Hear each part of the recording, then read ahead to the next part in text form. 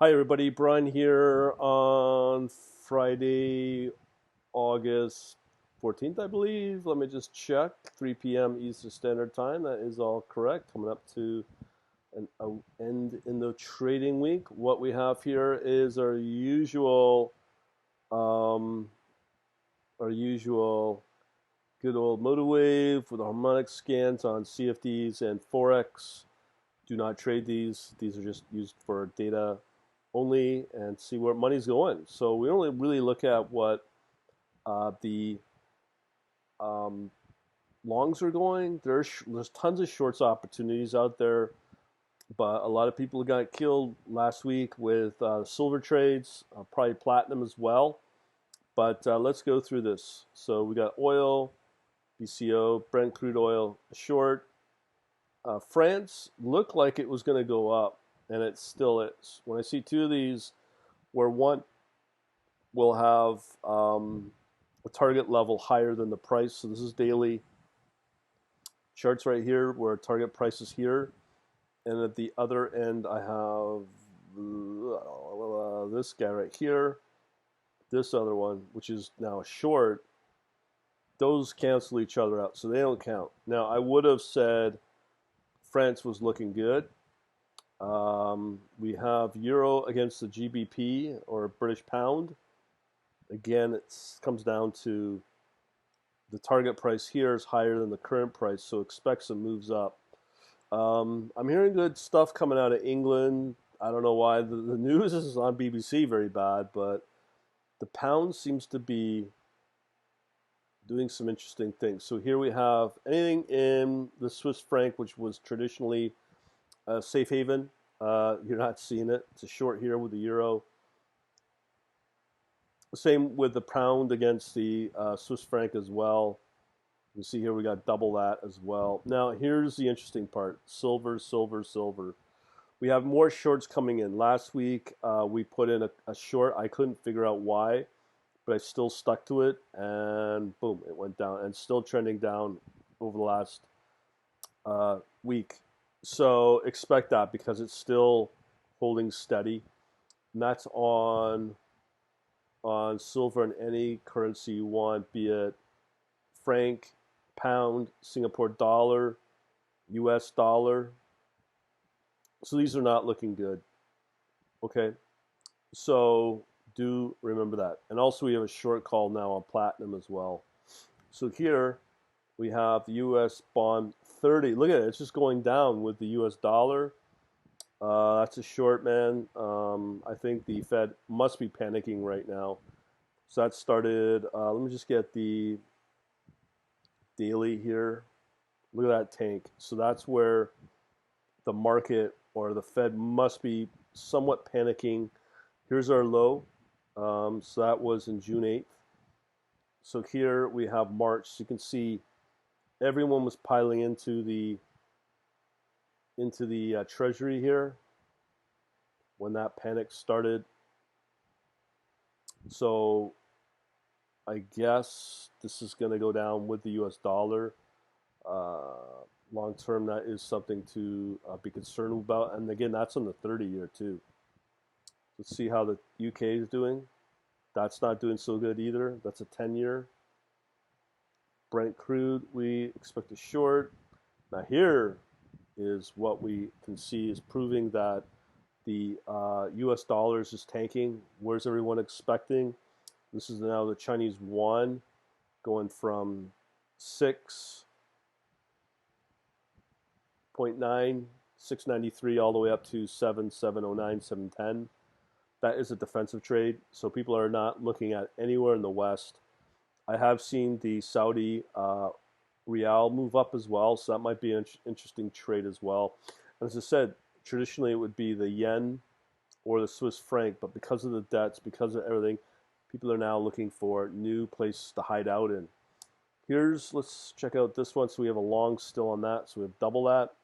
Let's see how the Indian rupee is doing, and there's another one right there. So people are not just hiding out in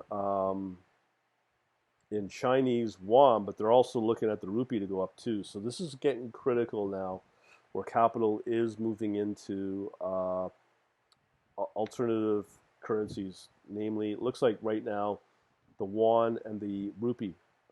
So interesting trades there. So let's see how Australian dollar. Okay, this is not good either because traditionally Australia was a good trade as well as a safety haven with the relationship with China. That seems to be somewhat no longer the case because uh, there's a dispute between Australia and China, and it's just saw a report yesterday where China's just saying, "Screw you, Australia. We'll go to Brazil and other South American countries to get our natural resources." And that's what they're doing. The Australian Canadian dollar not good. Here's an interesting one. This combo is quite interesting.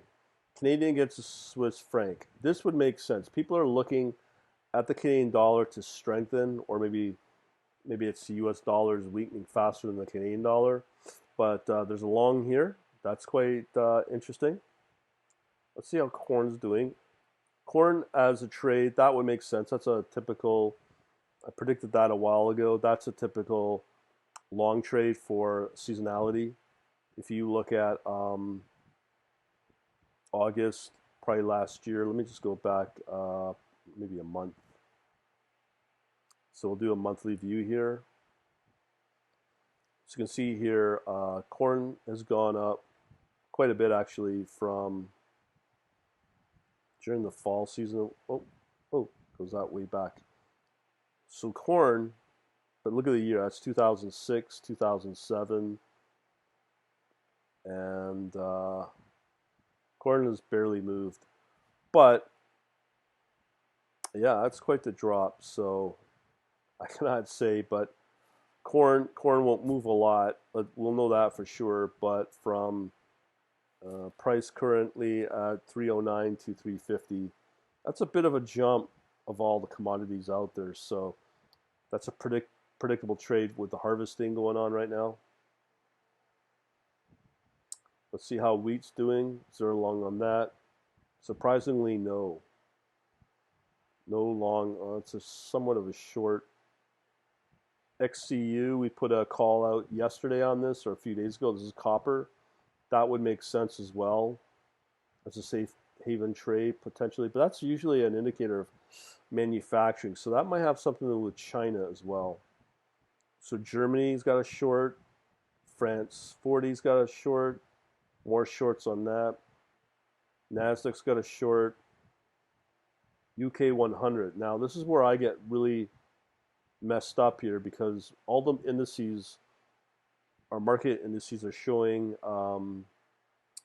pretty well shorts, but the British pound, the UK pound may strengthen as well as the markets as well on the 100 for UK. So this is why I'm starting to think maybe UK, once it comes out of the Euro, the EU negotiations, I think UK might start to strengthen because they're independent, and then you'll start seeing positive news with potential agreements being drawn up for a variety of countries, trading agreements with, let's say, Canada, US, maybe Australia, and other big countries as well.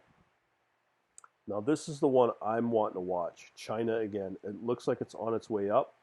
You can see here we have a long. This is really a really strong indicator. That's probably why you're starting to see copper be a long as well, because that's an early indicator of manufacturing. So China might be starting to strengthen in the indices. That's something I definitely watch. The other one is the Hong Kong as well. Might get listed here. I don't know. But we have a double China 50 here. So here's an interesting one as well. Traditionally, this pair here was a long. I would have expected to see a long. You can see it's a short now. That's the euro against the Norwegian. Okay, so now euro against the Swedish. This is interesting because I haven't seen this before, but usually I could see the Scandinavian currencies be a place to hide out in. But I'm surprised with Norway. That might be due to the oil price. Let's see how pound is doing with New Zealand.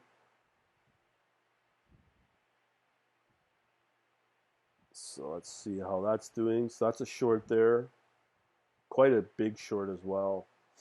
Because traditionally this region with Australia, New Zealand was strong, but it looks like it's dropping off. U.S. Canadian, that's an oil trade traditionally. But look at that, it's got a long here. So maybe that might be tied back to oil price. But yet we see on the Brent crude showing a short, but now we're starting to get a long on this trade here with the U.S. Canadian. So that might be a sign, as I said before, that the U.S. Canadian might be starting to strengthen here. U.S. against the Japanese yen, we have a slight long here. That's looking okay. New Zealand against the U.S. dollar is tanking as well. You see here, the U.S. dollar is not used so much in the quote pair. So yeah, it is definitely weakening. So here is more silver shorts.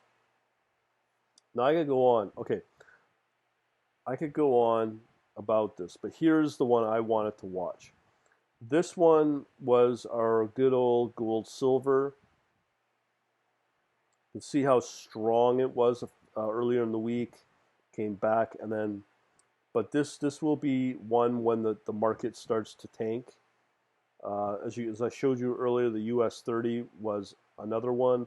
I don't think it'll perform as well because the US dollar is just tanking, and the US Treasury might not be the way to go.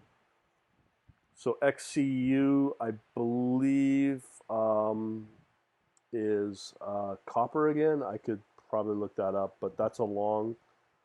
Here we have some. This one's along the UK 100, UK 10-year.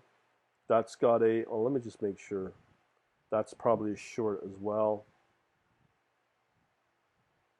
So now I'm interested in these Hong Kong currencies. So there's shorts here which are not good for the Hong Kong. I would have thought otherwise. Corn, you got a long there. We talked about that. Now here's the U.S. indices. Shorts everywhere, as we've been seeing for the last probably month or a couple of months. Shorts on New Zealand once again, and it's just getting worse and worse. So here's the U.S. Canadian dollar, along again.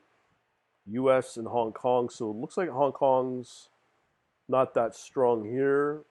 Shows a long. This one shows a short. They're irrelevant.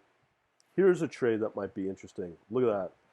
Okay, we need to talk about this. This is the Saudi Arabian, but clearly something's going on with these wicks. Somebody's definitely manipulating that, or due to lack of